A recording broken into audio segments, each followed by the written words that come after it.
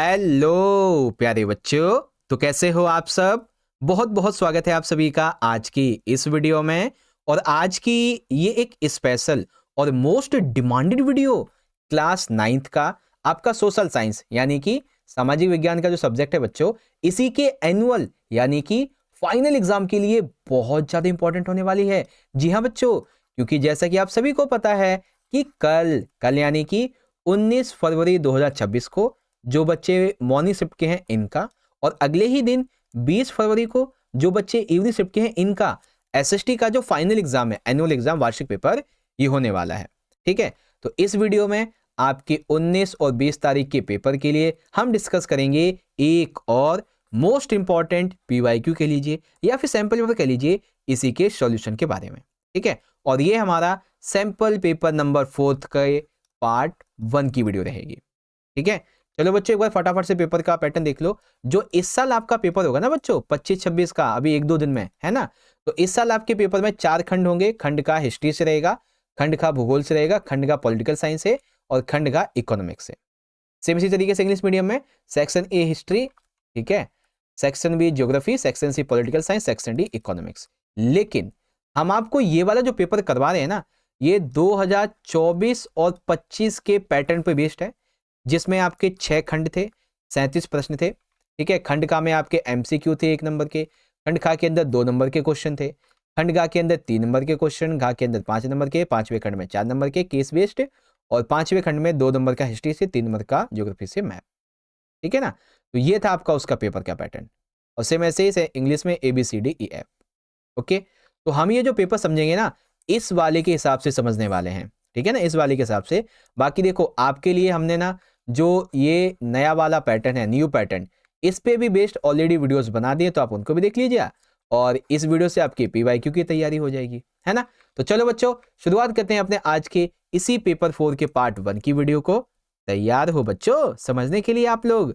तो चलो शुरुआत करते हैं पेपर 4 के पार्ट 1 की वीडियो को। तो चलिए शुरू करेंगे। ओके, तो यहाँ पे आप देख सकते हैं बच्चों, आज की इस वीडियो का जो हमारा सबसे पहला सेक्शन है, सेक्शन नंबर ए यानी कि खंड का बहुविकल्पीय प्रश्न का, वो यहां से शुरुआत हो जाता है। ठीक है, अब ध्यान से सुनो। खंड का के अंदर सबसे पहले हम अपने 20 एमसीक्यू को डिस्कस करेंगे। ओके, तो आप सभी को क्या करना है, इन एमसीक्यू क्वेश्चन का आंसर मेरे आंसर देने से पहले आपको अपने मन ही मन जरूर सोचना है। ठीक है, और जब ये एमसीक्यू वाला पार्ट खत्म हो जाए तो आप मुझे अपना स्कोर जरूर बताओ कि 20 में से आपने कितने के राइट आंसर दिए हैं, ताकि मुझे भी तो पता चले कितनी पढ़ाई कर ली आपने। ठीक है, चलो शुरू करते हैं बच्चों। देखिए हमारा सबसे पहला क्वेश्चन क्या कहता है कि नीचे दिए गए देश का वर्णन करने वाले सही विकल्प की पहचान करें।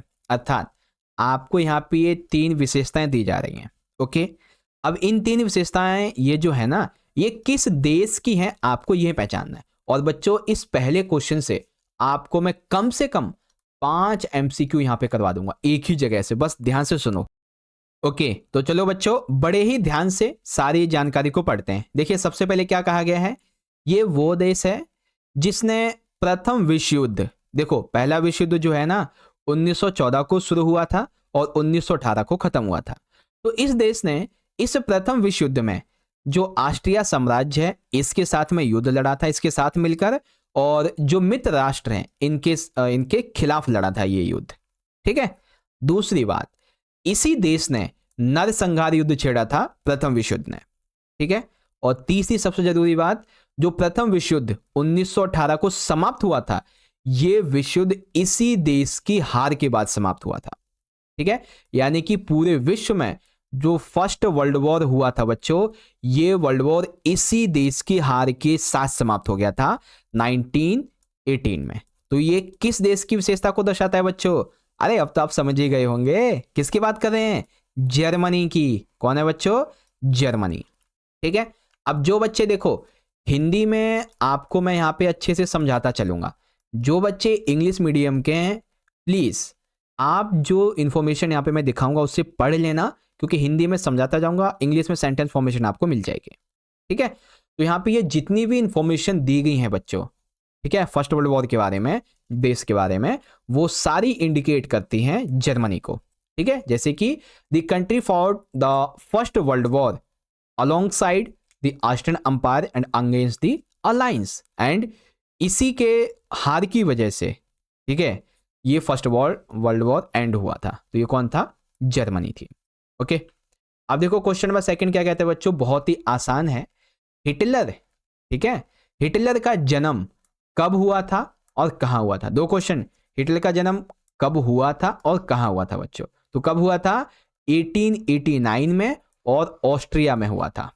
ठीक है, तो when and where Hitler born? तो ऑस्ट्रिया इन 1889।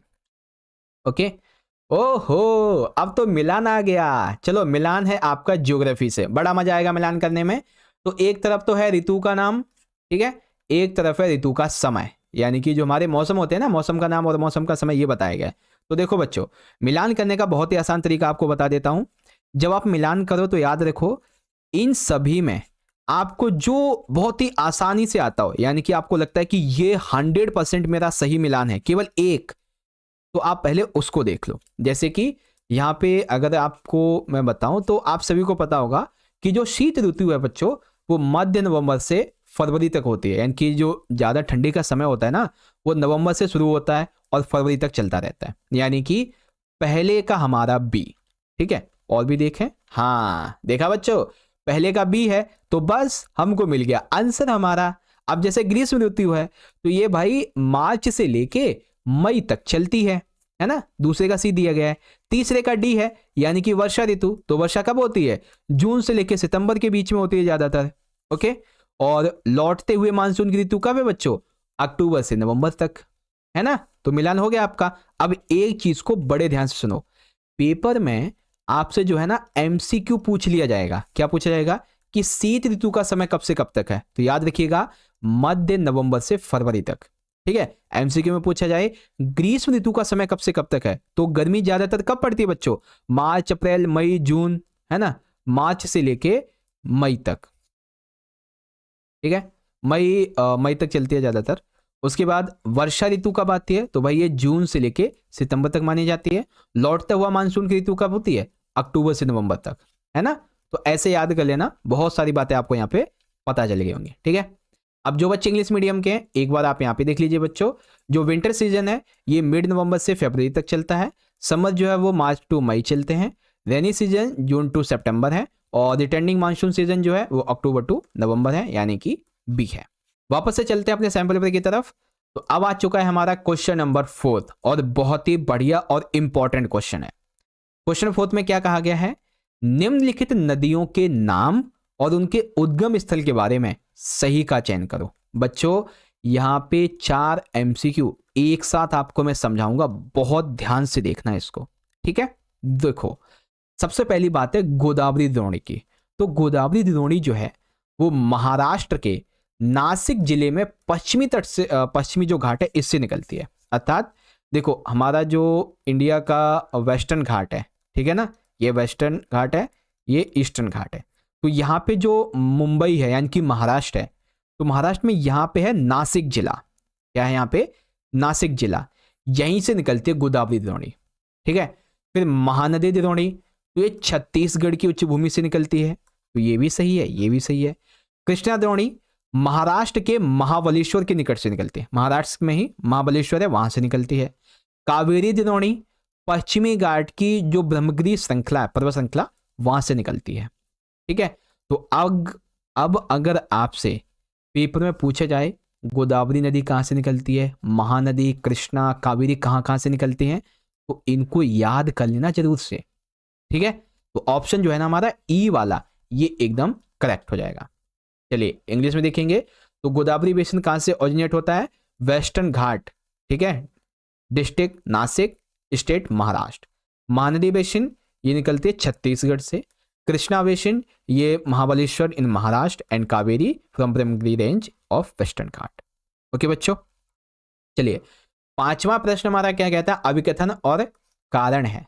तो अभिकथन में हमसे ये कहा गया है बच्चों कि जो कोसी नदी है इसे बिहार का शोक कहते हैं।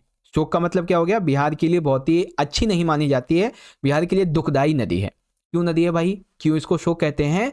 क्योंकि ये कोसी नदी प्रत्येक वर्ष उत्तरी मैदान के भागों में बाढ़ ला देती है। यानी कि उत्तरी मैदानों में कई बार इस नदी में इतना पानी आ जाता है, इतना पानी आ जाता है, ओवरफ्लो की वजह से उन गांव में, उन एरिया में बाढ़ आ जाती है, सब कुछ तहस नहस हो जाता है। इसीलिए इसे बिहार का शोक कहा गया है। यानी कि ए और आर दोनों सही हैं और कारण ए की सही व्याख्या करता है ना बच्चों? आप तो समझ रहे हो ना बढ़िया तरीके से। चलो आगे बढ़ जाए। जी हाँ सर, देखो असर्शन ए है, रीजन भी ठीक है। Kosi river is called the grief of Bihar because of that Kosi river cause floods in parts of the northern plains every year. तो यहाँ पे ए वाला करेक्ट है। ओके चलिए बच्चों, अब है क्वेश्चन नंबर 6। इसमें हमें क्या करना है, इसमें हमें दी गई जानकारी को ध्यानपूर्वक पढ़ना है, फिर हमें यह देखना कि कौन कौन सी बातें सही हैं। तो ध्यान से देखना बच्चों, इसमें आपको 4 MCQ एक बार में पता चल जाएंगे। देखिए सबसे पहली बात, भारत में सबसे बड़ा अकाल कब, ठीक है, कब पड़ा था और कहां पर पड़ा था? 2 क्वेश्चन है। भारत में सबसे बड़ा अकाल कब पड़ा था बच्चों? 1943 में। कहां पे? बंगाल में। ओके, भोजन की भारी कमी का सामना किन किन स्टेट्स ने किया था? तो बिहार ने, उड़ीसा ने, झारखंड, पश्चिमी बंगाल, इन्होंने किया था। ठीक है। भुखमरी के प्रकार, तो भुखमरी बच्चों 2 प्रकार की होती है, एक तो होती है मौसमी भुखमरी, एक होती है तीव्र भुखमरी। इसके अलावा रोजगार योजनाएं गठित होती हैं। क्यों गठित होती हैं? क्योंकि हमें मतलब रोजगार योजनाएं क्यों गठित करनी चाहिए? क्योंकि गरीबी रेखा से नीचे रहने वाले लोगों के लिए भोजन और पोषण सुनिश्चित करने के लिए रोजगार योजनाएं गठित करनी चाहिए। ठीक है, तो ये चारों बातें जो है ना सारी सही हैं हमारी। तो इसीलिए क्या कहेंगे बच्चों, पहला, दूसरा, तीसरा, चौथा ये सब सही है, तो ऑप्शन ए हमारा करेक्ट है। ठीक है, सेम इसी तरीके से इंग्लिश मीडियम में देख लेंगे बच्चों, यहाँ पे पहला, दूसरा, तीसरा, चौथा और सब सही है, तो ऑप्शन ए वाला करेक्ट है। ठीक है, चलिए 7वां क्वेश्चन क्या कहता है? बहुत बढ़िया प्रश्न है। इस क्वेश्चन के अंदर भी 4 MCQ, अरे 4 नहीं 5 MCQ आपको मैं समझा दूंगा एक बार में, बस ध्यान से देखो। क्या पूछा गया है? निम्नलिखित कथनों में एक गलत कथन, इसकी पहचान करो। तो कोई एक यहां पे है जो कि गलत है। जैसे फ्रांस में जो प्रथम स्टेट है इसमें पादरी शामिल है, बिल्कुल ठीक है। फ्रांस में देखो 3 स्टेट की जो व्यवस्था है वो की गई है, जिसमें से जो पहला स्टेट है प्रथम, उसमें पादरी शामिल होते हैं, तो ये बात तो सही है भाई। ठीक है, इसके अलावा फ्रेंच क्रांति जो थी ये निर्देशिका की स्थापना के साथ समाप्त हुई थी, तो इस पे भी चर्चा करेंगे। इसके अलावा बेस्टिल पेरिस जो है इसमें एक किला और एक जेल था, यानी कि बेस्टिल पेरिस, बेस्टिल जो है जो कि पेरिस में है, इसमें एक किला है और एक जेल है, बिल्कुल सही। नेशनल असेंबली का गठन तीसरे स्टेट के सदस्यों के द्वारा किया गया, यानी देखो जो ये तीसरे स्टेट थे ना, इन्होंने ही नेशनल असेंबली का गठन किया, सही बात है। वाटरलू के युद्ध में नेपोलियन लिखा है, बेसिकली ये नेपोलियन है। ठीक है, तो नेपोलियन बोनापार्ट की हार हुई थी, ये भी ठीक है। लेकिन अब गलत कौन सा है सर? जब सब सही है तो गलत क्या है? गलत है ये बी वाला। क्यों? क्योंकि फ्रेंच क्रांति निर्देशिका की स्थापना के साथ समाप्त नहीं हुई थी। ठीक है, तो यहां पे कौन सा हो जाएगा? The French revolution ended with the establishment of directive, ये गलत है, यहां पे इनकरेक्ट है। ओके, चलो बच्चों, अब इसी में मैंने आपको एक अथवा दे दिया। वैसे पेपर में आपको अथवा नहीं मिलेगा, ध्यान से सुन लो, पेपर के अंदर आपको अथवा नहीं मिलेगा, लेकिन मैं आपको अथवा इसलिए दे रहा हूं ताकि आपको कम से कम 2 से 3 MCQ एक्स्ट्रा समझा सकूं। ठीक है, देखो बच्चों अगला क्वेश्चन, हाँ देखो क्या कहा गया है। निर्धनता रेखा का आंकलन समय समय पर प्रतिदत्त सर्वेक्षण के माध्यम से किया जाता है, यानी कि भारत में जो निर्धनता रेखा है इसका आंकलन टाइम टू टाइम किया जाता रहता है। तो ये निर्धनता आंकलन का जो पूरी क्रिया है, जो सर्वेक्षण है, वो करवाता कौन है? क्या ये नीति आयोग करवाता है, क्या ये योजना RBI करवाता है, या फिर राष्ट्रीय प्रतिदत्त सर्वेक्षण संगठन? जी हाँ, बी वाला सही है आपका, ये वाला। ठीक है, राष्ट्रीय प्रतिदत्त सर्वेक्षण संगठन। इंग्लिश में देख लेंगे बच्चों, the poverty line is estimated from time to time through sample survey. These surveys are conducted by National sample survey organisation, ठीक है, नेशनल। आगे देखो बच्चों, क्वेश्चन नंबर 8, इसके अंदर से आपका एक 2 नंबर का क्वेश्चन कंप्लीट हो जाएगा। देखो क्या कहा गया है, औद्योगिक क्रांति के समक्ष क्या क्या समस्याएं थी, यानी कि जो इंडस्ट्रियल रिवॉल्यूशन आया, ठीक है, इसमें क्या क्या समस्याएं रही।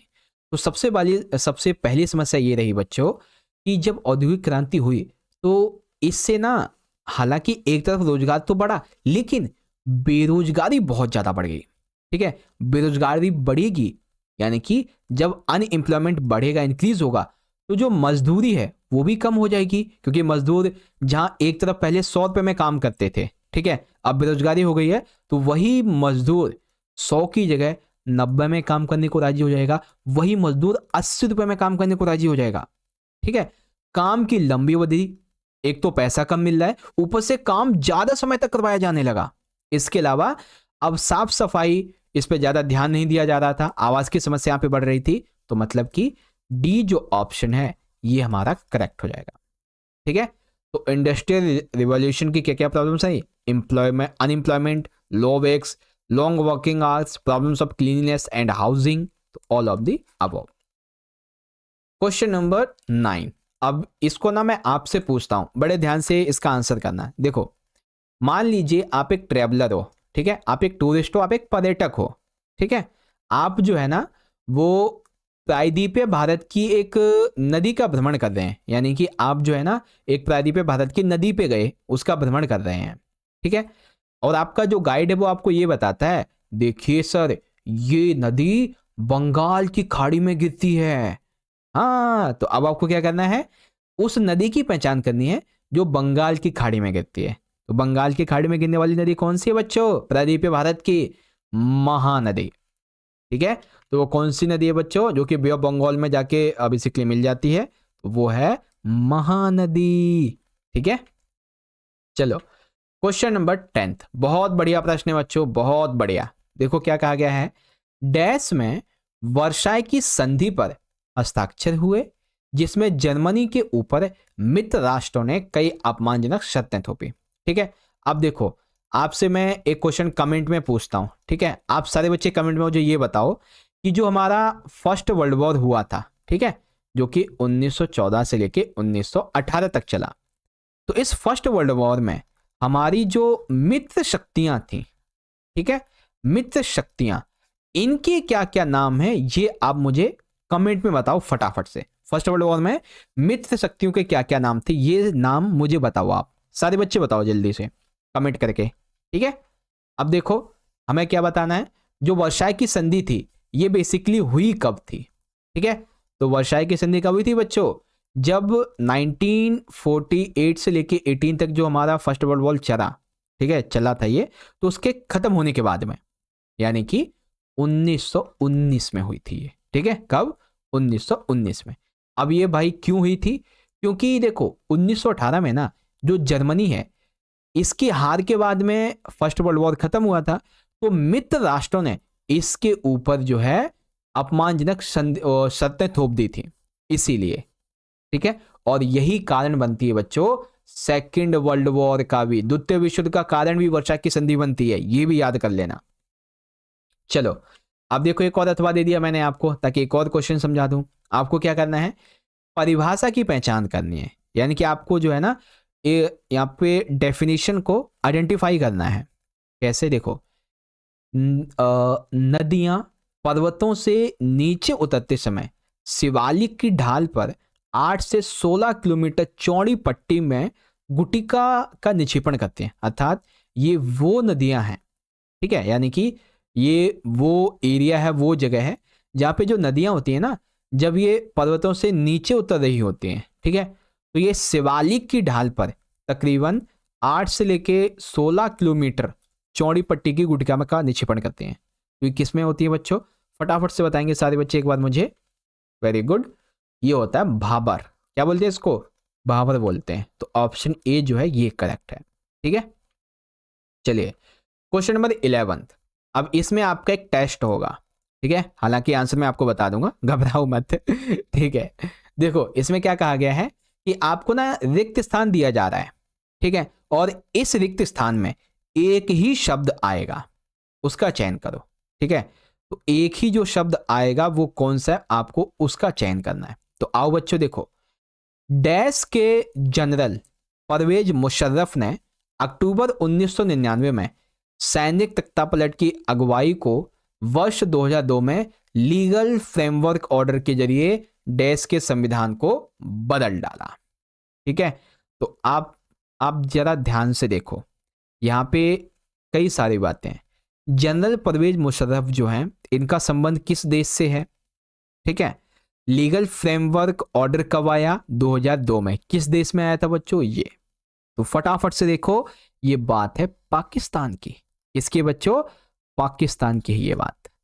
चलिए इंग्लिश मीडियम के बच्चे देख लेंगे। तो यहाँ पे general Pervez Musharraf dash lead a military coup in October 1999 and change the constitution of through the legal framework order in 2002। तो ये थे पाकिस्तान के। हाँ, अब आ गया है क्वेश्चन 12। इसमें 2 नंबर का क्वेश्चन हो जाएगा, मंडल आयोग क्या है? बच्चों, मंडल आयोग को लेके पेपर में क्वेश्चन आता जरूर है ना? तो अब इसको बड़े ध्यान से आप समझें। देखो, मंडल आयोग, तो सीधा आंसर बताता हूं, टाइम वेस्ट नहीं करूंगा। देखो, सामाजिक और शैक्षिक रूप से पिछड़े वर्गों की उन्नति के लिए कदमों की पहचान करने और उनकी सिफारिश करने के आयोग को मंडल आयोग कहते हैं। यानी कि देखो, हमारे समाज में कुछ लोग सामाजिक तौर पे और कुछ लोग शैक्षिक तौर पे अभी भी क्या है? पिछड़े हुए हैं। ठीक है, तो इन पिछड़े लोगों को कैसे विकसित किया जा सके, उनकी उन्नति कैसे की जा सके, ठीक है, तो उन कदमों की पहचान करने के लिए और क्या क्या सिफारिश इनके लिए हम कर सकते हैं, तो इसके लिए एक आयोग का गठन किया गया जिसे मंडल आयोग कहा गया। ठीक है, तो इंग्लिश में देखें बच्चों, मंडल कमीशन क्या है? तो commission to identify and recommended steps for the advancements of socially and educationally backward classes. Okay, तो इस तरीके से है। चलिए, अभिकथन कारण वाले क्वेश्चन को देखो बच्चों। अभिकथन हमसे कहता है, जो भारत में हरित क्रांति हुई थी, इसके कारण खाद्य उत्पादन में वृद्धि हुई। बिल्कुल सही है बात भाई, कि भारत में हरित क्रांति जो हुई थी ना, इसके कारण खाद्य उत्पादन में वृद्धि हो गई थी। बिल्कुल सही। कारण, भारत में 1900 दशक में हरित क्रांति की शुरुआत हुई। गलत। क्यों गलत है भाई? क्योंकि बच्चों, हरित क्रांति की शुरुआत 1960 के दशक में हुई थी। कब? 1960 के दशक में। तो यानी कि हमारा अभिकथन ए तो सत्य है, लेकिन कारण आर यहाँ पे गलत है, तो ऑप्शन सी हो गया। अब इसी तरीके से इंग्लिश में देख लेंगे। असेंशन ठीक है, रीजन गलत है, तो ऑप्शन सी करेक्ट है। A is true, R is false. चलिए, अब है हमारा क्वेश्चन नंबर 14, और 14 में एक बार फिर से आपको मैं अथवा दे दूंगा ताकि आपको 3 टोटल एमसीक्यू एक्स्ट्रा समझा दूं। ठीक है, देखो बच्चों, मैं अपनी तरफ से पूरी कोशिश कर रहा हूं कि आपको मैं आपकी तैयारी बहुत बढ़िया करवाऊं। तो भाई देखो, आपकी भी जिम्मेदारी बनती है कि आप इस वीडियो को एंड तक देखें। ठीक है, और ज़्यादा से ज़्यादा वीडियो को लाइक भी करें, अपने दोस्तों में शेयर भी करें, और साथ ही आप सभी बच्चे मिलकर मुझे कमेंट बॉक्स में फीडबैक अपना बताएं। सर जी, आप जो हमें करवा रहे हो हमें समझ में भी आ रहा है बढ़िया तरीके से। ठीक है, आप चाहें तो इनके नोट्स भी बना सकते हैं। ओके, चलिए देखिए 14वां क्वेश्चन क्या कहता है। हमें यह देखना है, किस व्यक्ति ने 1931 में संविधान से अपनी अपेक्षा के बारे में यंग इंडिया पत्रिका लिखी। ठीक है, तो बच्चों ध्यान रखें, यंग इंडिया पत्रिका किसने लिखी थी और साथ ही कब लिखी थी? तो 1931 में लिखी थी। लेकिन किसने? यंग इंडिया किसने लिखी बच्चों? महात्मा गांधी ने। ठीक है, who wrote about the expectation from the constitution in young India magazine in 1931? Mahatma Gandhi. अब इसी का अथवा वाला क्वेश्चन देखो बच्चों, निम्नलिखित में से किसके निर्देश पर उम्मीदवारों से एक घोषणा पत्र भरवाने की नई प्रणाली शुरू हुई? यानी कि देखो, जब भी भारत में चुनाव होगा, ठीक है, तो इन चुनाव में जो उम्मीदवार चुनाव लड़ेगा, उस उम्मीदवार को चुनाव लड़ने के लिए एक घोषणा पत्र भरना पड़ेगा। ठीक है, तो ये बेसिकली किसका फैसला है? ये फैसला है सुप्रीम कोर्ट का, यानी कि सर्वोच्च न्यायालय का। अरे सर काट दिया आपने तो, सर्वोच्च न्यायालय का, ठीक है। On whose direction among the following the new system of getting a declaration from field by the candidates has been started, तो ऑप्शन ए है।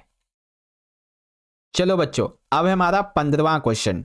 थोड़ा सा बड़ा क्वेश्चन है लेकिन ध्यान से समझिए। देखिए इसमें कहा गया है, इसमें 2 नंबर का क्वेश्चन हो जाएगा आपका इससे। देखो, हमें उस संगठन की पहचान करनी है जिसने खाद्य सुरक्षा की परिभाषा घोषित की। अब ये खाद्य सुरक्षा क्या है? खाद्य सुरक्षा के तहत एक सक्रिय और स्वस्थ जीवन के लिए आहारों की जरूरतों और भोजन की प्राथमिकताओं को पूरा करने के लिए पर्याप्त, सुरक्षित और पौष्टिक भोजन की भौतिक और आर्थिक पहुंच पर जोर देती है। अर्थात ध्यान से समझ लो बच्चों, हमें जो है ना उस संगठन को पहचानना है जिसने खाद्य सुरक्षा की परिभाषा दी है। और परिभाषा क्या दी है बच्चों? अगर हमें एक एनर्जेटिक और एक स्वास्थ्य जीवन जीना है, ठीक है, तो हमें अच्छा जीवन, स्वास्थ्य जीवन जीने के लिए हमें बहुत सारे आहार की जरूरत पड़ती है। हमें भोजन की प्राथमिकताओं को पूरा करने के लिए सुरक्षित और पौष्टिक भोजन की भौतिक आर्थिक पहुंच जो होती है वो चाहिए। तो ये परिभाषा किसने दी है? तो ये परिभाषा दी है बच्चों खाद्य और कृषि संगठन ने, ठीक है। किसने दी है बच्चों? खाद्य और कृषि संगठन ने। इंग्लिश में FAQ बोलते हैं, यानी कि फूड एंड एग्रीकल्चर ऑर्गेनाइजेशन। किसने? फूड एंड एग्रीकल्चर ऑर्गेनाइजेशन ने दी है, ठीक है। चलिए, अब है हमारा अगला प्रश्न, प्रश्न नंबर 16 है। और इस प्रश्न में आपको 1, 2, 3, 4 बल्कि 5 MCQ समझाऊंगा एक ही बार में, बस आप ध्यान से समझो, ठीक है। देखो बच्चों, पहली इंफॉर्मेशन क्या कहती है? भारत का क्षेत्रफल कितना है बच्चों? 32 लाख वर्ग किलोमीटर। तो सही बात है भाई, इंडिया का जो क्षेत्रफल है, जो एरिया है, वो कितना है? 32.8 लाख वर्ग किलोमीटर है। सही बात है। दूसरी, भारत की उत्तर से दक्षिण तक की लंबाई 3234 किलोमीटर है। उत्तर यानी कि यहाँ पे आप जम्मू एंड कश्मीर, ठीक है, और नीचे तमिलनाडु की कन्याकुमारी। तो ये जो पूरी की पूरी क्या नाम है लंबाई है, वो कितनी बच्चों? 3214 किलोमीटर। इसके अलावा भारत की पूरब से पश्चिम की चौड़ाई 29 से 33 किलोमीटर, ठीक है। अब पूरब यानी कि यहाँ पे अरुणाचल प्रदेश, और पश्चिम यानी कि यहाँ पे क्या नाम है गुजरात, ठीक है। तो ये जो हमारी चौड़ाई है यह 2933 किलोमीटर, ठीक है। भारत का क्षेत्रफल विश्व के कुल भौगोलिक क्षेत्रफल का 2.4% है, यानी कि भारत का क्षेत्रफल कितना है बच्चों? 32.8 लाख वर्ग किलोमीटर। और विश्व में देखा जाए, यानी कि पूरी दुनिया में भारत का कितना यहाँ पे एरिया है? तो 2.5% है, ठीक है। उसके बाद भारत का जनसंख्या विश्व की कुल जनसंख्या का 17.5% है, यानी कि पूरे विश्व में अगर 100 लोग हैं तो उसमें से, अरे 100 नहीं यार, 1000 मान लो, ठीक है, 1000, तो इसमें से 175 लोग भारत में रहते हैं।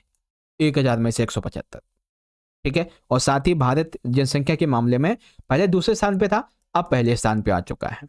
ओके बच्चों, तो इतनी सारी इंफॉर्मेशन आपको मैंने एक ही बार में यहाँ पे समझा दी है।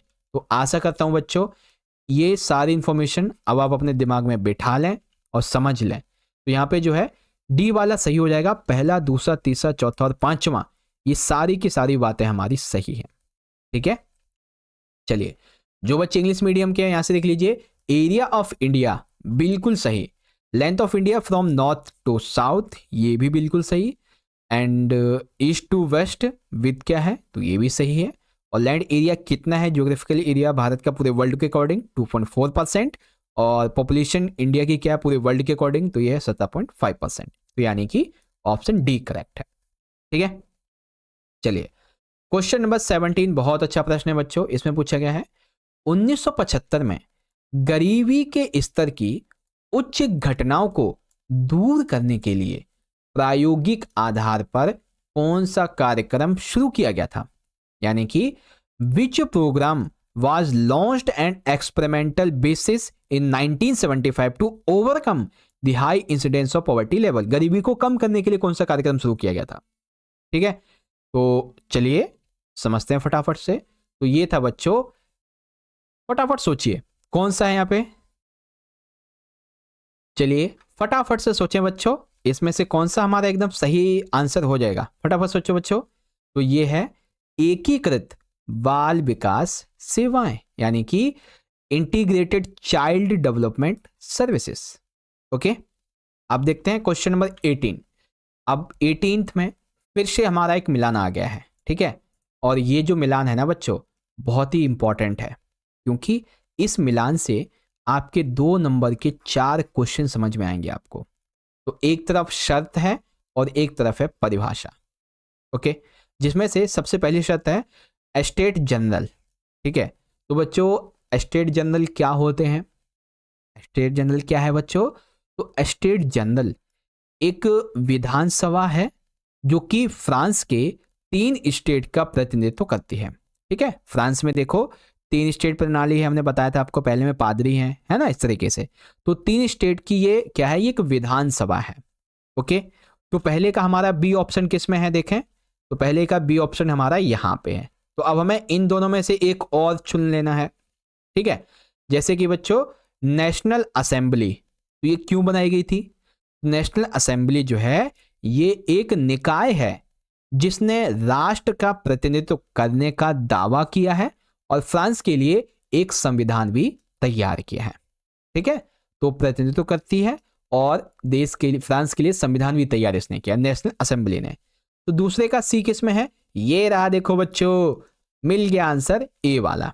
अब विधानसभा बच्चों, तो विधानसभा जो है ये एक ऐसा निकाय है जिसने नेशनल असेंबली की जगह ले ली, ठीक है, उसको खत्म कर दिया और उसकी जगह इसने ले ली और ऑस्ट्रिया और प्रूशिया पर युद्ध की घोषणा कर दी।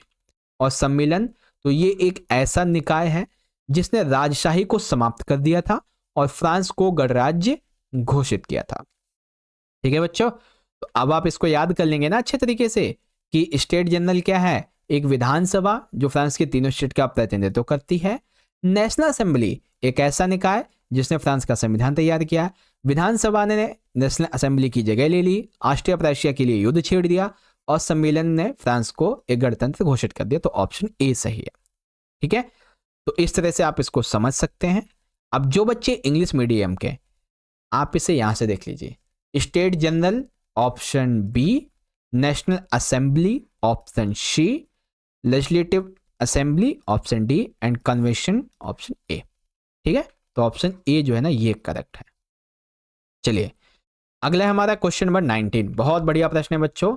इसमें देखो क्या कहा गया है, भारत में मानसून का आगमन कब होता है? बच्चों मानसून का जो आगमन है, मानसून यानी कि हम बात कर रहे हैं वर्षा मानसून की, ठीक है, वर्षा मानसून की। तो ये कब शुरुआत होता है? अभी आपको मैंने एक मिलान बताया था ना, है ना, मिलान बताया था आपको। तो ये जून से प्रारंभ होता है। कब से? जून से स्टार्ट होता है, ठीक है। तो in the beginning of the June. Okay, चलिए अब यहां पे आता है हमारा आखिरी क्वेश्चन, क्वेश्चन नंबर 20। बहुत बढ़िया प्रश्न है बच्चों। तो देखिए क्वेश्चन नंबर 20 में क्या कहा गया है? इसमें कहा गया है कि संविधान सभा के बारे में निम्नलिखित कथनों को ध्यानपूर्वक पढ़ो। यानी कि भारत की जो कॉन्स्टिट्यूशन असेंबली थी, संविधान सभा, इसके बारे में हमें ये बातें पढ़नी है। क्या क्या बातें हैं? पहली बात ये, हमारे भारतीय संविधान सभा की जो पहली बैठक हुई थी ये दिसंबर 1946 में हुई थी। बिल्कुल सही है बात भाई, दिसंबर 1946 को पहली बैठक भारतीय संविधान सभा की हुई। इसकी कुल सदस्य संख्या 299 थी। बच्चों याद रखें इस बात को, भारत में जब जो हमारा कैबिनेट मिशन था ना, कैबिनेट मिशन, ये भारत आया था 1946 में। तो इस कैबिनेट मिशन ने संविधान सभा के सदस्य की संख्या बताई थी 389, ठीक है। लेकिन हमारे लिए जब भारत का विभाजन हो गया, भारत पाकिस्तान का, तो कुल सदस्य संख्या 299 थी, है ना, ऐसे यह है। और हमारा भारतीय संविधान कब बनकर तैयार हो गया था बच्चों? 26 नवंबर 1949 को। बिल्कुल सही। और भारतीय संविधान लागू कब हुआ? 26 जनवरी 1950 को। तो बच्चों आपको यहाँ पे कम से कम 6 MCQ पता चल गए। कौन कौन से?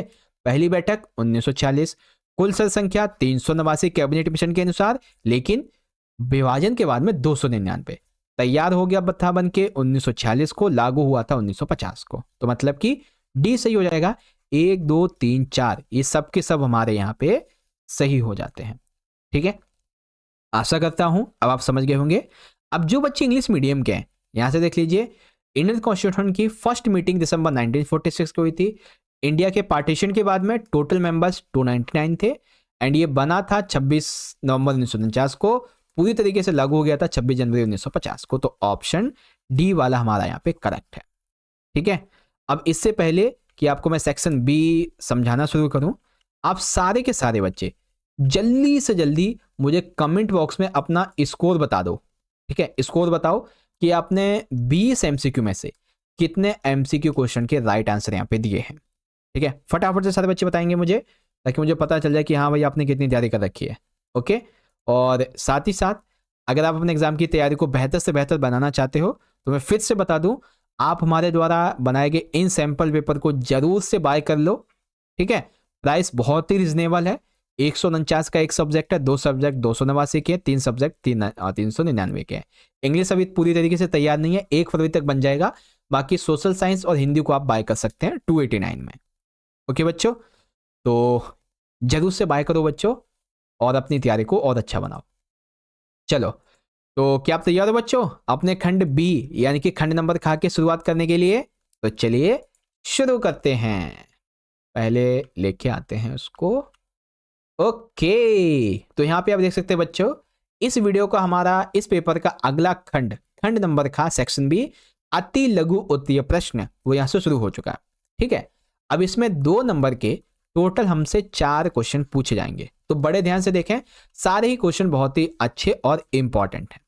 ओके, देखो बच्चों, क्वेश्चन नंबर 21 क्या कहता है?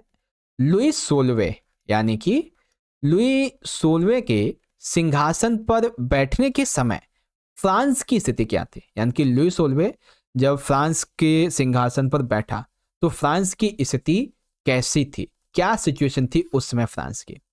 तो सिचुएशन ऐसी थी कि जब लुई सोलवे राजा बने तो उस समय फ्रांस का जो खजाना था वो खाली था, यानी कि फ्रांस के पास में कोई भी ज़्यादा क्या नाम है पैसा वैसा नहीं था। क्यों नहीं था?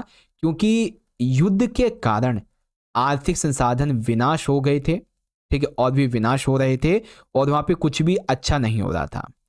तीसरा, राजाओं के द्वारा जीवन यापन का अत्यधिक लागत का उपयोग करना, यानी कि खुद जो राजा थे, एक तो पहले खजाना नहीं है, ठीक है, पैसा वैसा है नहीं, ऊपर से वहां के जो राजा वगैरह थे छोटे छोटे, वो सभी ज्यादा से ज्यादा पैसे का उपयोग अपने पर्सनल यूज में कर रहे थे, है ना। इसके अलावा फ्रांस को 10 अरब लीवर से भी अधिक ऋण लेना पड़ा। यानी कि फ्रांस पर जब लुई सोलवे सिंहासन पे बैठे तो उस समय फ्रांस के ऊपर कर्जा था कितना? 10 अरब लीवर का। ठीक है, उसमें रुपया डॉलर नहीं चलते थे तो उस समय लीवर चलता था, तो लीवर कितने? 10 अरब लीवर का। ये स्थिति थी फ्रांस की। ठीक है, अब अथवा में क्या है बच्चों? नासी सोच के खास पहलू कौन से थे? तो बच्चों नासी सोच जो है इसके खास पहलू कौन कौन थे ये हमें बताने हैं। तो देख लेते हैं बच्चों। देखो, नासी सोच के खास पहलू निम्नलिखित थे। सबसे पहला, आर्य यानी कि जर्मन विश्व की सर्वश्रेष्ठ नस्ल है, उसे अपनी शुद्धता बनाए रखनी चाहिए। यानी कि नासी सोच के लोग क्या कहते हैं कि हमारी यानी कि आर्यों की, जर्मनों की जो नस्ल है ये विश्व की सर्वश्रेष्ठ नस्ल है और हमें अपनी शुद्धता बनाए रखनी चाहिए। ठीक है, इन नासियों का यह मानना था कि जर्मन श्रेष्ठ जाति हमेशा जीवित रहेगी और हीन यानी कि जो यहूदी हैं उन्हें नष्ट होना पड़ेगा, उन्हें मरना पड़ेगा। नासी विचारधारा में हिटलर को एक मसीहा के रूप में प्रस्तुत किया गया। नासी सोच के लोगों के लिए हिटलर एक मसीहा थे, ठीक है, जो कि उन्हें हर एक संकट, हर एक विपत्ति से छुटकारा दिलवा सकता था। तो ये है नासी सोच के खास पहलू। 2 नंबर में बस आपको इतना ही लिखना है। ठीक है, अब जो बच्चे इंग्लिश मीडियम के यहां से देख लीजिए, what was the condition of France when Louis सोलवे एक्सटेंड द थ्रोन? तो क्या क्या थे बच्चों, आप यहां से पढ़ लीजिए। उसके बाद what were the main aspects of Nazi thinking? तो नाजी सोच की क्या विचार थे, तो वो भी आप यहां से पढ़ सकते हैं। ओके, चलिए अगला क्वेश्चन नंबर 2, भारत की तटरेखा की लंबाई कितनी है और इसके 2 लाभ लिखिए। तटरेखा का मतलब भारत के ईस्टर्न और वेस्टर्न घाट की जो लंबाई है वो कितनी है। तो भारतीय तटरेखा की लंबाई है 7,516 किलोमीटर। ठीक है, अब भारत की इतनी लंबाई जो कि समुद्रों से जुड़ी हुई है, इसके फायदे क्या हैं भारत के लिए। तो सबसे पहला फायदा यह है कि बहुत से महत्वपूर्ण बंदरगाहों को भारत में स्थापित करने में मदद मिली है और इन्हीं बंदरगाहों के माध्यम से भारत विदेश से व्यापार भी कर पा रहा है। ठीक है, इसके अलावा मत्स्य उद्योग को विकसित करने में यह तटरेखा बहुत सहायक बनी है और इसकी वजह से हजारों मछुआरों को रोजगार मिला है। ठीक है, तो ये फायदे हैं भारतीय तटरेखा के लंबे होने के। इसके अलावा भारत की तटरेखा के आसपास से जब भी कोई जहाज गुजरता है, भारत में रुकता है, बंदरगाहों पे रुकता है, तो भारत को उससे टैक्स मिलता है, भारत उनसे टैक्स लेता है। तो इकोनॉमिकल भी भारत को बहुत ज्यादा फायदा होता है ना बच्चों, ऐसे समझ लीजिए। अब how long is the coast line of India, mention 2 advantages of this.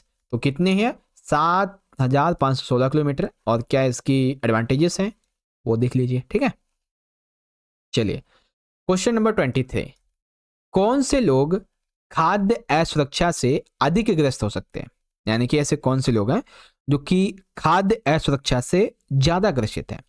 तो भारत में खाद्य असुरक्षा से ग्रसित लोग निम्नलिखित हैं। सबसे पहला देखो, यहां पे जो है ना, खाद्य सुरक्षा से ग्रसित लोग ज्यादातर वे हो सकते हैं जिनके पास भूमि का सीमित अधिकार या फिर उत्पादकता कम हो। यानी कि देखो, सबसे पहले जिसके पास भूमि कम हो, ठीक है, बहुत ही ना के बराबर, या फिर अगर भूमि नहीं है तो उनके पास में भूमि के सीमित अधिकार होंगे, या फिर उन्होंने जो खेती की है बच्चों उसमें बहुत ही कम उन्हें फल प्राप्त हुआ होगा, यानी कि उनकी खेती कम हुई होगी। ठीक है, इसके अलावा जो अनुसूचित जातियां हैं, अनुसूचित जनजातियां हैं, पिछड़ी जातियां हैं, ये भी खाद्य असुरक्षा से ग्रसित हैं। ठीक है, इसके अतिरिक्त वे लोग जो प्राकृतिक आपदाओं से प्रभावित होते हैं, यानी कि कहीं भी प्राकृतिक आपदा आ जाती है तो उनके खेत खलिहान घर सब नष्ट हो जाते हैं, तो वो काम की तलाश में अन्य स्थानों पे चले जाते हैं, तो वहां पे भी उन्हें अच्छा खासा खाना मिल नहीं पाता है, तो ये भी एक खाद्य असुरक्षा के शिकार हो जाते हैं। इसके अलावा जब घर में पैसा ना हो, ठीक है, अच्छी स्वास्थ्य सुविधाएं ना हो, तो गर्भवती महिलाएं, दूध पिलाने वाली महिलाएं और 5 वर्ष से कम उम्र के बच्चे भी इस समस्या से बहुत ज्यादा ग्रसित होते हैं, क्योंकि उनके लिए अच्छा खाना हो ही नहीं पाता है। जो प्रोटीन जो कैल्शियम उन्हें चाहिए खाने में वो उन्हें मिल ही नहीं पाते हैं। ठीक है, तो खाद्य असुरक्षा से ऐसे लोग ग्रसित होते हैं। ओके, तो अब पेपर में क्वेश्चन आएगा तो बता दोगे ना अच्छे से, क्यों बच्चों, सही कह रहा हूं ना मैं। अब देखो English, which people can be more prone to food insecurity. तो कैसे हो सकते हैं देख लीजिए। अब क्वेश्चन नंबर 24, इसमें देखो वैसे तो पेपर में पता है क्या होगा, 2 नंबर के सिर्फ एक क्वेश्चन में आपको अथवा मिलेगा, लेकिन आपको मैं 2 में अथवा दे रहा हूं ताकि आपको एक क्वेश्चन और मैं एक्स्ट्रा समझा दूं। तो 24वां क्वेश्चन क्या कहता है, लोकतंत्र नागरिकों की समानता बढ़ाता है। ठीक है, किन्हीं 2-3 कारण को देकर उत्तर की स्पष्ट करो। यानी कि जो लोकतंत्र है ये नागरिकों में समानता को बढ़ावा देता है, कोई 2-3 कारण बताओ कैसे बढ़ावा देता है, ये बताना है दरअसल। तो देखो बच्चों, कैसे बढ़ावा देता है इसको भी ध्यान से समझ लीजिए। देखिए, सरकार के द्वारा शासन में जनता को भागीदार बनाना। अब आप कहोगे कि भाई हम आम लोग जो हैं ये सरकार में कैसे भागीदार बन सकते हैं। तो देखो, आपको अगर याद हो तो हमारी जो लोकसभा होती है, ठीक है, लोकसभा, इसको हम लोअर हाउस बोलते हैं, यानी कि निम्न सदन बोलते हैं। अब ऐसा क्यों है, क्योंकि बच्चों लोकसभा में ना जो यहाँ पे सदस्य बैठे होते हैं, ठीक है ना, जो इसके मेंबर होते हैं उन्हें हम चुनते हैं। ठीक है, जब चुनाव होता है ना तो हम अपना वोट देते हैं और एक अपने प्रत्याशी को चुनते हैं और वही जाके लोकसभा में बैठता है। तो इस तरह से हम जो है, यानी कि जनता की जो भागीदारी है ये शासन में बनती है। ठीक है, अब हमने चुन के भेजा है तो जो सरकार होती है ये जनता के प्रति उत्तरदायी होती है, तो इसीलिए समानता से बढ़ती है। इसके अलावा सरकार के द्वारा नागरिकों के कल्याण के लिए भी बहुत सारे कार्य किए जाते हैं, जिसके द्वारा, सरकार के द्वारा। ठीक है, तो ये चीजें थी। अब अथवा में देखो, ऐसे 2 उदाहरण दीजिए जहां लोगों को सीमित अधिकारों से वंचित रखा गया है। यानी कि लोगों के लिए जो जरूरी अधिकार हैं उन्हें उनसे वंचित रखा गया। कोई 2 एग्जाम्पल, तो 2 एग्जाम्पल बहुत ही आसान है बच्चों, 2 उदाहरण निम्नलिखित हैं।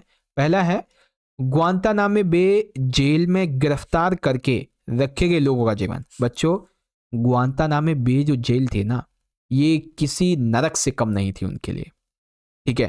तो एक तो ये हो गया, और दूसरा सऊदी अरब में लोगों को सीमित अधिकारों का मिलना, ठीक है, बहुत ही ना के बराबर, पहले तो मिले नहीं और जो कुछ विशेष थे उनको भी सीमित ही मिलते थे, ठीक है।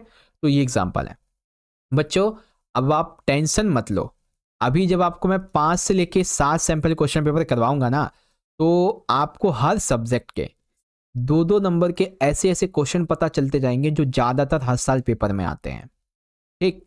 अब जो बच्चे इंग्लिश मीडियम के हैं, हाँ एक आंसर ये भी तो है, जो कोसोवो है, ठीक है, कोसोवो में जो सर्व बहुसंख्यक हैं, इन लोगों की सरकार के द्वारा अल्बानियाई अल्पसंख्यकों पर कठोर व्यवहार करना, ठीक है। कोसोवो में जो सर्व बहुसंख्यक लोग हैं तो इनकी सरकार है वहां पे, तो ये लोग जो अल्बानियाई अल्पसंख्यक हैं उन पे कठोर व्यवहार करते हैं। तो एक एग्जांपल ये भी है। अब इंग्लिश में देख लेंगे, democracy increase equality of citizens, justify your answer by giving any 2-3 reasons and give 2 examples where people were deprived of limited rights. तो इस पहले डेमोक्रेसी कैसे इंक्रीज होती है, इक्वलिटी मतलब democracy increases equality of citizens, and उसके बाद में जो 2 एग्जांपल्स है वो यहाँ से पढ़ लीजिए, ठीक है। चलिए अब ध्यान से देखिए बच्चों, अब हमारे जो अगले क्वेश्चंस बच जाएंगे, ठीक है ना, जिसमें खंड घा में हमारे बचेंगे 3 नंबर के क्वेश्चन, ठीक है। खंड घा के अंदर बचेंगे 5 नंबर के, 5वें खंड में हमारे 4 नंबर के, और जो आपका चा वाला खंड है इसमें मैप बचेगा, ठीक है। तो इन सभी को आपको मैं पार्ट 2 वाली वीडियो के अंदर समझाऊंगा, ठीक है, किसमें, पार्ट 2 की वीडियो में, क्योंकि बच्चों टाइम बहुत हो गया, 40 मिनट से ज़्यादा हो गए हैं, तो इसीलिए मैं कह रहा हूँ पार्ट 2 की वीडियो में हम इसे समझ लेंगे। ओके, तो इस तरह से प्यारे बच्चों आप सभी ने मेरे साथ मिलकर आज की इस वीडियो में क्लास 9th के सोशल साइंस के एनुअल यानी फाइनल एग्जाम के लिए एक जो इंपॉर्टेंट सैंपल पेपर था, जिसे आप PYQ भी कह सकते हैं, नंबर 4, इसके पार्ट 1 को पूरा कर लिया। अब जो हमारे बाकी के क्वेश्चन बच गए हैं बच्चों, ठीक है, उन सभी को आपको मैं पार्ट 2 की वीडियो में बता दूंगा, और बहुत ही जल्द पार्ट 2 का वीडियो आ जाएगा। लेकिन ध्यान रखना, ये पार्ट 2 का वीडियो पता है कम से कम 1 घंटे का बनेगा, आपका कम से कम 1 घंटे का। तो सारे बच्चे अगले पार्ट 2 की वीडियो को जरूर देखना, बहुत इंपॉर्टेंट होगा आपके लिए, ठीक है। अब आप सभी बच्चों को आज की वीडियो अच्छी लगी है तो इस वीडियो को एक प्यारा सा लाइक कर दीजिए, अपने दोस्तों में शेयर भी कर दीजिए, है ना, ताकि वो भी अपनी तैयारी कर सकें। आप लाइक करेंगे तो हमारा मोटिवेशन और ज़्यादा बढ़ेगा ऐसे मेहनत करते रहने को। तो लाइक करें ज़्यादा से ज़्यादा, अपने दोस्तों में शेयर भी कर देना, ठीक है, और कमेंट बॉक्स में आप मुझे अपना फीडबैक जरूर बताएं। चलो बच्चों, मिलते हैं आपसे इसी पेपर 4 के पार्ट 2 की वीडियो के साथ। तब तक के लिए आप लोग पढ़ते रहिए, ख्याल रखिए अपना एग्जाम के लिए। Very very all the best. जय हिंद, जय भारत, वंदे मातरम।